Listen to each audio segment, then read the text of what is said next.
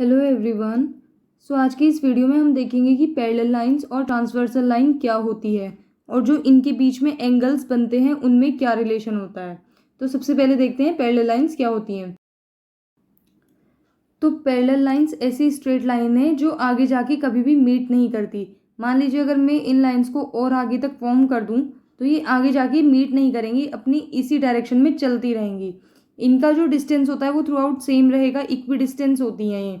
तो इनका जब डिस्टेंस सेम रहेगा तो ये आपस में आगे जाके कभी भी इंटरसेक्ट नहीं करेंगी, आपस में काटेंगी नहीं।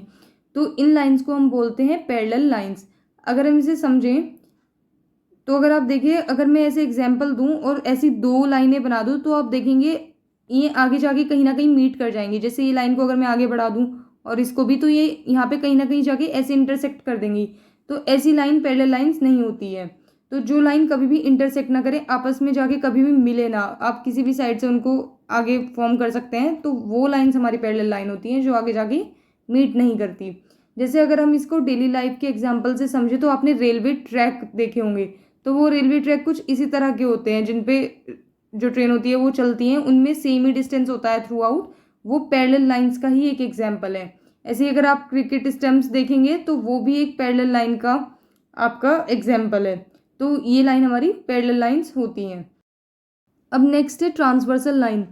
तो ट्रांसवर्सल लाइन होती हैं जो पैरेलल लाइंस को एक तीसरी लाइन आके कट कर दे, वो हमारी ट्रांसवर्सल लाइन होती है। अब ये जो ट्रांसवर्सल लाइन है ये कुछ एंगल्स फॉर्म करती है। तो जैसे यहाँ पे आप देखेंगे जो एंगल्स होते हैं वो किसी भी दो लाइंस के बीच में बनते हैं। जैसे कि ये लाइन है तो ये यहाँ पे एंगल बन गया। तो ऐसे ही आप देख सकते हैं यहाँ पे बहुत सारे एंगल बन जाएंगे। हम यहाँ पे इनको नीचे वाली लाइंस में बना सकते हैं ऐसे ही। तो अगर हम इन एंगल के कुछ नाम दे दें, जैसे एंगल 1 2 3 4 5 6 7 8, तो अब देखते हैं कि ये जो एंगल्स हैं इनमें रिलेशन क्या है। ये अलग अलग प्रॉपर्टीज इनमें यूज होती हैं, जैसे कॉरस्पॉन्डिंग एंगल हो गए, ऑल्टरनेट इंटीरियर एंगल हो गए। तो हम इन एंगल्स के फॉर्म से समझेंगे कि इनमें रिलेशन क्या है। अब सबसे पहले आता है इसमें कॉरस्पॉन्डिंग एंगल। तो कॉरस्पॉन्डिंग एंगल वो एंगल होते हैं जो किसी ट्रांसवर्सल लाइन के सेम साइड पे बने। मतलब देखिए ये ट्रांसवर्सल लाइन है तो इसके सेम साइड यानी कि राइट हैंड साइड पे दोनों एंगल फॉर्म हो रहे हैं, तो ये हमारे होते हैं कॉरस्पॉन्डिंग एंगल। तो जो एंगल 1 है वो इक्वल्स टू होगा एंगल 2 के, मतलब ये दोनों एंगल इक्वल होते हैं। तो देखिए अब ये जो इसमें लाइन है ये इसके ऊपर बना हुआ है, तो ऐसी जो नीचे वाली लाइन है इसकी ये आपको ऊपर ही बनाना है, तो ये कॉरस्पॉन्डिंग एंगल होंगे। तो एंगल 1 इक्वल्स टू एंगल 2, मतलब अगर एंगल 1 की किसी क्वेश्चन में जो वैल्यू है वो 60 डिग्री दी हुई है तो हम ऑटोमेटिक एंगल 2 को भी 60 डिग्री मान लेंगे by the property of corresponding angles. तो अब इसमें हम ऐसा नहीं है कि हमें क्वेश्चन में एक ही साइड मिलेंगे, हम इसमें और भी एंगल्स बना सकते हैं इसी प्रॉपर्टी से। जैसे एक एंगल हमने यहाँ पे फॉर्म किया, एक यहाँ पे आ गया, तो ये भी तो ट्रांसवर्सल लाइन की एक ही साइड पे है, यानी कि same side left hand side पे है, तो ये भी हमारे क्या हो गए कॉरस्पॉन्डिंग एंगल। ऐसे ही अगर हम इसमें चाहें तो हम यहाँ से भी एंगल बना सकते हैं। और आप देखिए मैंने इस लाइन की नीचे बनाया है इस बार, तो यहाँ पे भी मुझे इस लाइन की नीचे बनाना पड़ेगा। तो ये भी ट्रांसवर्सल लाइन के सेम साइड पे है, तो ये क्या हो गया हमारा, ये भी कॉरस्पॉन्डिंग एंगल हो गए। ऐसे ही मैं इसको इधर से बना सकती हूँ एक एंगल, तो ये इधर लेफ्ट हैंड साइड में बनाया है तो दूसरा एंगल भी मेरे को लेफ्ट हैंड साइड में ही बनाना है। तो ये एंगल क्या हो गए कॉरस्पॉन्डिंग एंगल। अब इसमें एंगल 1 और 2 तो दिया हुआ है, तो मैं ये एंगल 3 रख देती हूँ, ये एंगल 4, ये 5 है, ये 6 है, एंड ये 7 एंड 8। अब इसमें क्या है कि जो एंगल 1 है वो तो हमने स्टार्टिंग में देखा एंगल 2 के इक्वल है। उसके बाद अगर एंगल 3 हमें बताना है तो वो एंगल 6 के इक्वल हो जाएगा। ऐसे ही फिर जो एंगल 4 है वो एंगल 7 के इक्वल होगा, और जो एंगल 5 है वो हो जाएगा एंगल 8 के इक्वल। तो ये इन सब में रिलेशन है। अब नेक्स्ट जो एंगल है वो है ऑल्टरनेट इंटीरियर एंगल। तो पहले हम इसके नाम से समझते हैं इसका मतलब क्या है। ऑल्टरनेट का यहाँ पे मतलब है यानी कि अपोजिट साइड, और इंटीरियर मतलब जो अंदर की साइड होगा। तो ऐसे एंगल जो अपोजिट हो और इंटीरियर हो। अब आप देखोगे ये जो दो पैरेलल लाइंस हैं, यहाँ पे ये इंटीरियर इसका अंदर की साइड होगा, मतलब ये इंटीरियर हुआ। तो इसमें ऑल्टरनेट मतलब अपोजिट, तो अंदर की साइड अपोजिट एंगल, जैसे ये और एंगल 1 एंड एंगल 4।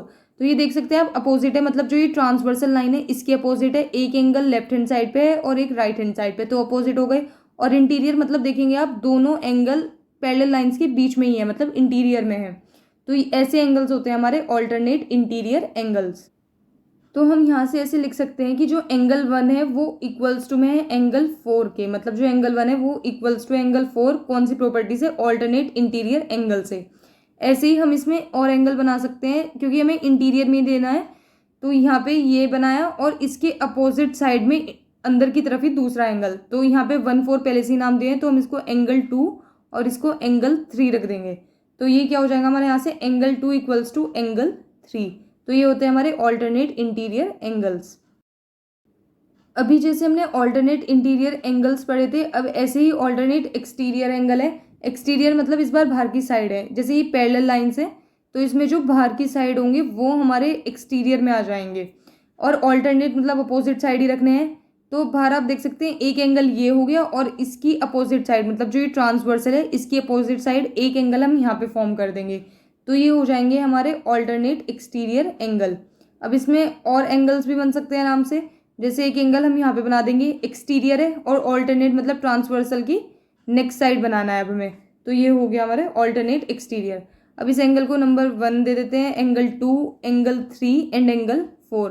तो हम यहाँ से रिलेशन कैसे निकालेंगे कि जो एंगल 1 है वो इक्वल्स टू में है एंगल 3 के, और जो एंगल 2 है वो इक्वल्स टू है एंगल 4 के।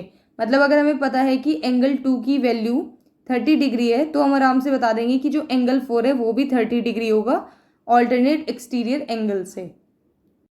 जो नेक्स्ट एंगल है वो है हमारे पास को इंटीरियर एंगल।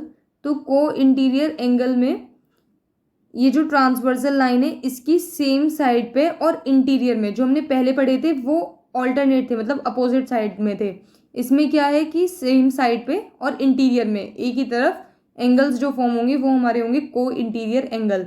तो अब हम इसको ऐसे बना सकते हैं यहाँ पे और यहाँ पे, तो ये क्या हो जाएगा, इंटीरियर में है और सेम साइड पे है, तो ऐसे एंगल हो जाएंगे हमारे को इंटीरियर एंगल। अगर हम इनको नाम दें तो ये एंगल 1 है, ये एंगल 2 है, ये एंगल 3 है और ये एंगल 4 है। तो इनमें जो रिलेशन होता है वो ऐसे होता है, जो एंगल 1 है प्लस एंगल 4 मतलब जो इन दोनों का सम होता है वो इक्वल्स टू होता है 180 डिग्रीज के। ऐसे ही जो एंगल 2 है वो उसका सम एंगल 3 के साथ वो होगा 180 डिग्री का। तो इनमें ये रिलेशन होता है कि इन दोनों का सम जो को इंटीरियर एंगल होते हैं वो 180 के इक्वल्स टू होता है। तो ये ट्रांसवर्सल के सेम साइड में होते हैं और इंटीरियर में होते हैं, तो इनको हम बोलते हैं को इंटीरियर एंगल्स। क्वेश्चन है, in a diagram angle 4 and angle 5 are what type of angles. तो आपको बताना है जो एंगल 4 है और एंगल 5 है इनमें कौन सा रिलेशन फॉर्म हो रहा है, इनमें से जो ये ऑप्शन आपको दिए गए हैं। तो आपको इसका आंसर कमेंट बॉक्स में करना है। आई होप आपको ये वीडियो समझ में आई होगी। Thank you for watching.